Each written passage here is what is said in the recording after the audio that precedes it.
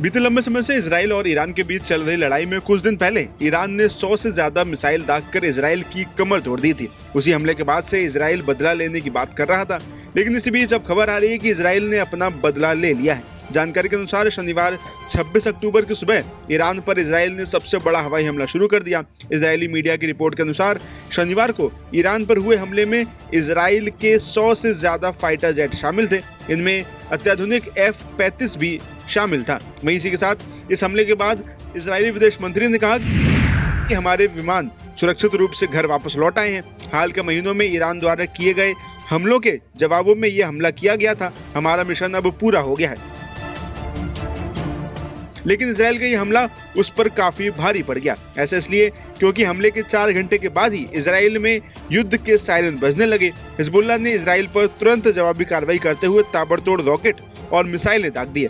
वहीं इसके साथ ही ईरान एक्शन में आ गया और ईरानी न्यूज एजेंसियों के मुताबिक इजराइल के हमले के बाद ईरानी सेना एक्टिव हो गई है। सूत्र ये भी बता रहे हैं कि ईरान के सर्वोच्च नेता अयातुल्लाह अली खामेनेई ने इजराइल को मजबूत जवाब देने की बात भी कह दी है। वहीं दूसरी ओर इजराइल के इस हमले के बाद नेतन्याहू की एक तस्वीर भी पीएमओ ने पोस्ट की है। तस्वीर में नेतन्याहू एक बंकर में अपने अधिकारियों के साथ बैठे हुए दिखाई पड़ रहे हैं।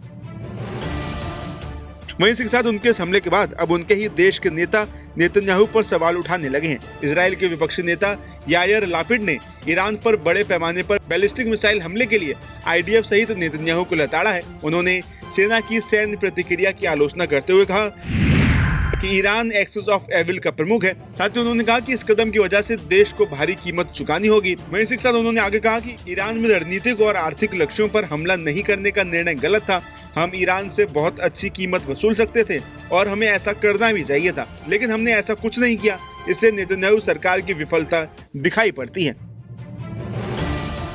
मैं इसके साथ ही अब इजराइल के इस हमले के बाद ईरान जवाबी हमला करने की फिराक में है। ऐसे आगे आने वाले समय में क्या होता है और कैसे ईरान इजराइल से बदला लेगा, ये देखने वाली बात होगी।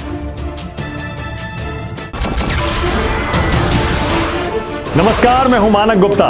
अगर आपको हमारा ये वीडियो पसंद आया हो तो इसे लाइक और शेयर जरूर करें और हाँ, हमें सब्सक्राइब और फॉलो करना ना भूलें ताकि आप देश और दुनिया की कोई खबर मिस ना करें।